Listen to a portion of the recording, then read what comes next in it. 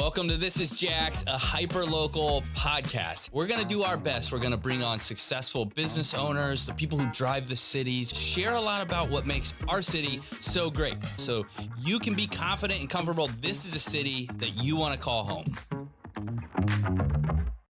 I got another exciting guest with me today. Her name's Jamie Hallman. She's a world traveler, authored a book, and owns a company based here in Jax called Consider It Close. So I personally work with her team closely on all of our real estate transactions from this point, and have been for a little over a year, I'd say. Anyway, the point is the amount of service that I'm able to offer my clients as a result of partnering with her team really has given me like 10x since then. So Jamie's faith-based values, they shape every decision she makes, both personally, professionally. It's a foundation of her high standards. We're going to dive deep into her Jacksonville story today. So if you're a first-time listener, be sure to subscribe, turn on your notifications because you don't want to miss a thing. All right, Jamie, welcome to This is Jax. Thank you. Yeah, thanks for coming in here today. Yeah, glad to be here. I mean, you have a ton of things going on. Yes, always. You're busy. We were talking right before we started here, and even today you had several calls and several things. So yeah, really means a lot for you to come in here and tell your Jacksonville story. So highlighted a little bit of it in there, and I've got some notes. You've been in Jacksonville since 2019? Yeah, it's like 5 years now. Okay, and before that, moved around a little bit. Yes, a lot.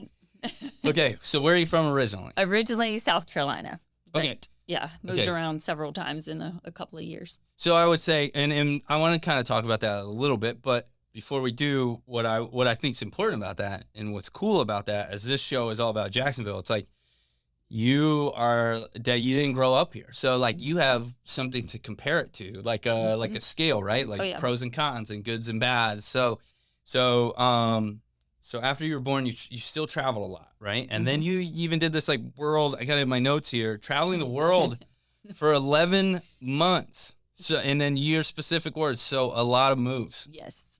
A lot of moves. How many, like, I mean, how do you keep track of that? Is it a country count or a mileage count, or like what's the measure? Well, that one, the world race was 11 different countries in 11 months. So we lived in a country per month for 11 months.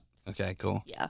Then came back and then moved state to state just for a few years. How much were you like suitcase, or was it backpack? Like washing your clothes in the sink like at nighttime, letting them dry while you sleep to like before the next stop? Yes and no. Well, it was, the cool part of it is you really kind of, each month was different. So some months we were literally with a host family and lived in their house. Some months we were tenting it outside, literally washing our own clothes in buckets. Some months we would have like access to a laundromat. It just kind of depended on the month. But I would definitely say it was mostly roughing it. Sometimes it was a hostel. But yeah, you pretty much what you could fit on your backpack is what you carried around for a whole year. There's a lot of people listening that are like jealous of that experience. It was the coolest, most life-changing, and most difficult thing I ever did in my life. Best, worst decision. It was the best, worst decision of my life. I can easily say that. Okay. I know we're here to talk about Jacksonville, but what was the favorite stop along the way? Oh, gosh. It's so hard because for me, I have my favorite as far as location, but for me, it was the people. And so Malaysia was actually my favorite country. Really? Yeah. Because the people I met there, like, there was one man in particular that kind of took us under his wing and became like our Malaysian dad. And so like for me, like I think of that country and I think of him and his hospitality. But that's pretty cool. Yeah. So it's an individual. So you find great people all over the world. And you Exactly. never know who you're going to run into. Exactly. Man, okay, that is super cool. Now, last question about that, and then was this like just with a group of friends or an organization or church, or what was it that got you, you were like, man, okay, I'll sign up for this? Yeah, it was an organization. It's actually called Adventures in Missions. Okay. Based out of Gainesville, Georgia. And so it was a missions trip, but it's a very unique one where you're not going thinking like you're going to go upheave and change everyone's lives. It's really about exposing you to what other people's lives are like across the world and what could your part look in that. So it's really kind of getting you to live, like our food budget was based on what the average person lived in that month in that country. And so it really was taking you outside of yourself. They put us with a big group of 50 strangers and then... Huge experience. Yeah. It gets you outside of yourself. Okay. Okay, so you did all that, and then what brought you here? Well, originally, so me and my husband, we moved around a good bit for his work, but we both knew we wanted to be like in the South. Yeah. We were all about the warm weather. So it was going to either be the Carolinas or Florida. And he got a position offered here, and we were happy to move. So you took it right away. And we could have lived anywhere in Florida. That's the interesting part too, is we had our pick, like, because he works all around the state, and we did research, and we specifically chose this area.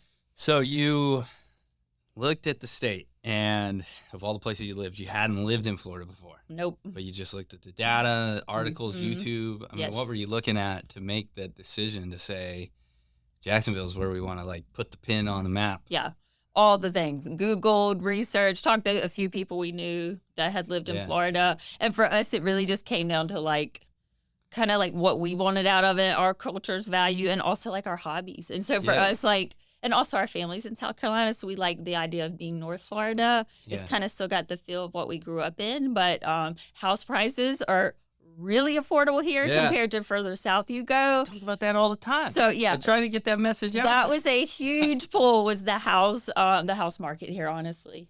Okay, so I mean, I'm hearing all the things that I kind of preach about, honestly, like, ease of travel. So if you have family in the Midwest or, down the coast, it's easy to travel from here. And, then the price point and all that, along with other things. So what was it?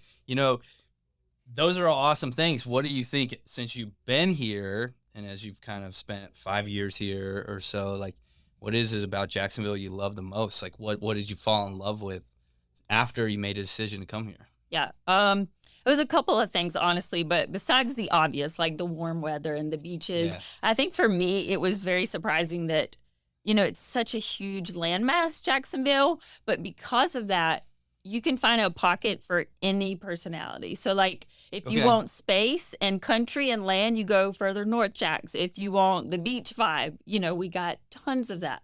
If you want the river life and you love boating and skiing, we've got that. If you're artsy and eclectic, like, I just feel like any kind of pocket you want. If you're a golfer, like, there's no hobby I can think of or a personality type where you don't have a community here where you can find it.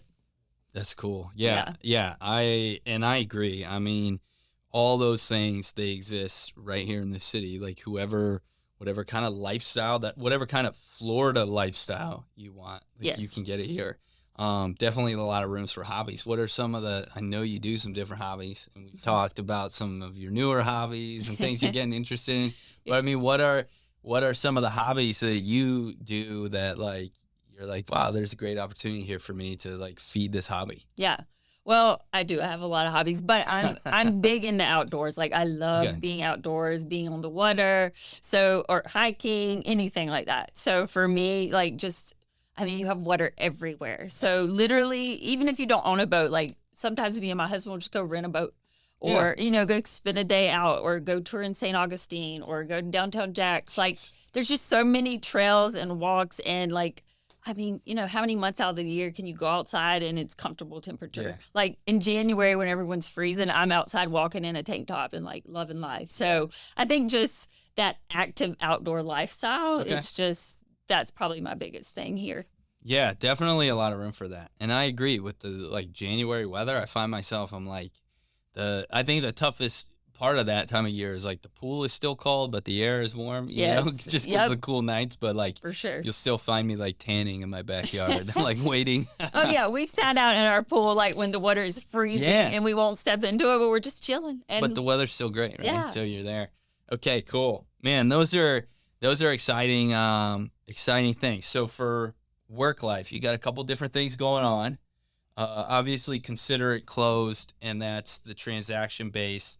And so I want to get into that a little bit more. But first, I kind of want to talk about this book, because I got to admit, I haven't had an opportunity to read the book yet. No worries. But I see you posting about it, and I think I'm following your your social media pages where you're always kind of sharing some different stuff from the book. I mean, what outside of, was that another hobby that grew into, like, hey, this is a thing I'm now taking seriously, or was your goal? Did you set out that, like, hey, someday I want to write? How did that come to be? Yeah, so I mean, in the back of my mind for a long time, I always wanted to write a book, but I didn't want to write a book just for book's sake. And that was the problem, is I didn't really have a topic. I didn't really have something to speak about. And then, so this just kind of naturally came out of, really, for me, writing. I don't do it a lot because of time, unfortunately. Like, I can only do so much. But when I write, it's very cathartic, and it allows me to kind of process what I've learned and what I've gone through. And for this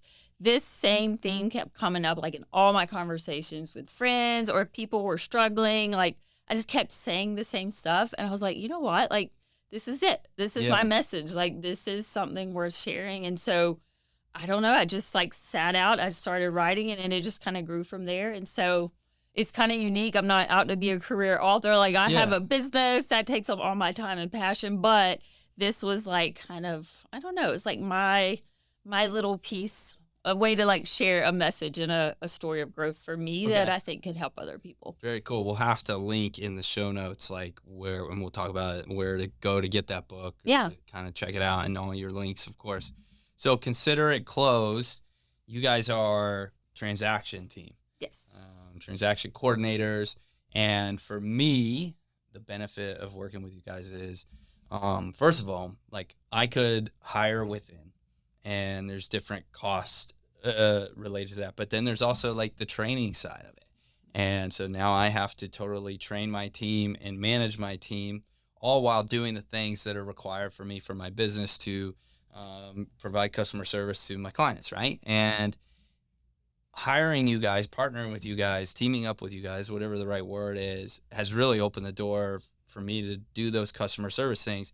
And I think the biggest thing for me is really being able to trust that, like, you've got it, like, you and your team that you manage, right? Like, if there's an issue, I know I can like lean in to you to get help, versus me, like, I never have to train you or your people, right? Like, I know, like, you check in and you're like, hey, and like, I don't know if the other agents who are partnering with you are like this, but I know for me, like, every time you check in and you're like, hey, how's everything going? How's the team member doing? Like, what?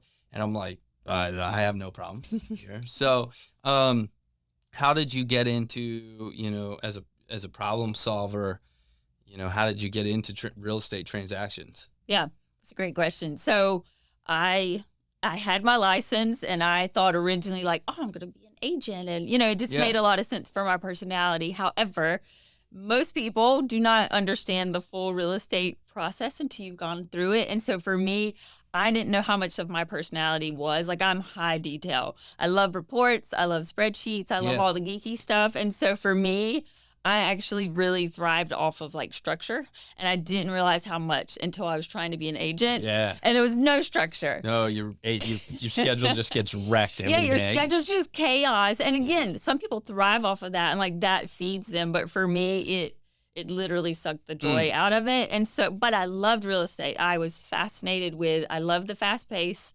Yeah. And ironically enough, I love the problems. Like, there's always issues and problems, but they're all fixable for the most part. And so I was very drawn to that. And I learned this niche of transaction coordination. Yeah. Like, it's a thing, and it's a deep need that agents have. And so, it just made sense. And I started doing it, and I loved it. That's awesome. That's really cool. So, finding that, right? And within it, there are so many parts of a transaction. So it's like what I'm hearing is the part that like involved the like, behind the scenes, like where the meat and potatoes of the contract is really what you liked. And it allowed for you to keep, an exact schedule. So again, you got down here in Florida, and you guys service real estate agents all over the state, right? Yes. Yeah, we can service any agent in Florida. However, Northeast Florida is so like rich, the market here and the people, that honestly we really haven't branched out much past Northeast Florida. But we're welcome and we're open to it, but we haven't needed to yet. Okay. How many people do you have on your team? It's currently 3 full-time transaction coordinators. Plus you and then 3. Yeah. Okay. And then you started with just you. Yes. It was just me. In 2019 when you got here. Well, shortly after. About 2021 is when I actually started the business. But I was learning real estate, getting my own TC experience from 19 to 21. Yeah. Okay. So just a few short years. Oh, yeah. You've seen growth. And I think that's a testament to like your skill set, right? So, I appreciate that. Yeah. Yeah, of course. So that's super cool. Those are all, man, that's exactly what we're looking for here on This Is Jax and what we want to share. We want to be of value to the listeners, to understand like who's behind the scenes of the city. And I think that's a huge part of behind the scenes. Anybody moving here or people moving up or downsizing who are involved in a real estate transaction have experienced that. So you being able to kind of like take that stress away, I mean, that's a huge win for sure. So, absolutely. Okay, cool. Man, let's see. What else are we getting into here? I've got a couple more Jacksonville specific questions if we can get into them, and then we won't have much longer here, but these are pretty specific. So on the topic of books, right? Yes. If Jacksonville, maybe this is like years down the road. And so think you're telling your, any relationships you have later on in life, you're telling your story. And if you got to Jacksonville, if Jacksonville were a chapter in your life's book, what would the title of that chapter be and why? Oh, gosh. That's a hard question. Yeah, they'll. Oh, wow. Let me think about this. I mean, it would be something about, I don't know the exact title. It would be something ultimately about the expression of my growth. I just think there was something very pivotal about not only just coming here and the location and the people, but the timing in my life too, of like me coming into my own after all the experiences I had and all the moves I made. Like this was a time for me to really embrace like my skills and be authentic to my personality. Yeah. And so, part of that was branching out, doing this business, being willing to do the book, like putting myself out there in different ways. So I think that's not really a title, but I don't know. It's definitely like the latter half of my book, I would think, is just brought a lot of freedom. Okay. But yeah, I didn't really answer your question. That's okay. I need to think on it. Okay. Well, maybe like in 6 months when we have you back on, you'll be like, "Here's, I got this," and then I'll like unload some new, harder questions. Okay, cool. Here's another one that I kind of like. So, looking back, and we kind of talked about it a little bit, but looking back on your first year here in Jacksonville, so 2019, if you were to celebrate that year, if you were to create an event or a tradition that celebrates the city and your move here, what would it look like, and who would it celebrate? So my first year here, I mean, obviously I knew no one at all until I got into real estate. And real estate really is, and some of the teams I met was actually how I got to know a lot of the people I know now. And so, I mean, ironically enough, because I do it all day long, but it wouldn't be something with real estate. Like it would be some kind of like event with all the people that help contribute to the things I've learned and plugging me into the community, which is also something I love about Jacksonville, honestly, is that it seems massive if you look on like a map, but it's a very small feel. Like I've only been here 5 years, knew no one. And now, like, I feel very connected. I feel like I know a ton of the people in the real estate world here. And I think that is a testament to how easy it is to get plugged in this area. I love that. I love you said that. I call it a big little city. Yes. And I always wonder, as somebody who's been here for 20 years now, and I'm kind of just like, that's what my expectation of a city is now. Mm-hmm. And my thing is like, is it like, I think that only exists here, but it's been like 20 years since I was anywhere else. So I'm not sure. I mean, so I like hearing that from you, who's only come here 5 years ago, and you're like, hey, wow, this was an experience I was impressed with about Jacksonville. Oh yeah. No, I personally feel like it's unique to this area. Okay. I mean, I've lived in like Charlotte, North Carolina. I've lived in Tennessee, and I've lived in small and big cities. And this one is very unique in that it's massive and there's tons to do, tons to see, but it really, truly does feel small. That's it. You heard it right here. I mean, let's just end the shop. We're in the season. It's done. I don't even know. It's done. We told you everything you need to know. And Jacksonville is the greatest place. Well, Jamie, thanks so much for coming on here, coming in and tell your story. It was only a short few minutes that we kind of like quickly moved through all these different chapters of your life, I'd say, and then got to your Jacksonville chapter. And I know there's a lot more, so I'm happy to be your friend because I want to like get to know more of these. And then, man, if only we had all day, right? Yes, but for the listeners out there, and we'll definitely put, your contact information in the show notes and stuff. if someone was looking to get in contact with you for any particular reason, what's the best way for them to contact you? Yeah, I mean, honestly, you could just go on the website, or all of my social media handles are the same. It's Consider It Closed FL for Florida. So you can email me, jamie@consideritclosedfl.com, or just go on the website and all of my contact info is there. IE, right? Jamie. Jamie, yes. Thank you for confirming. All right. Thanks again, Jamie. All right, thank you.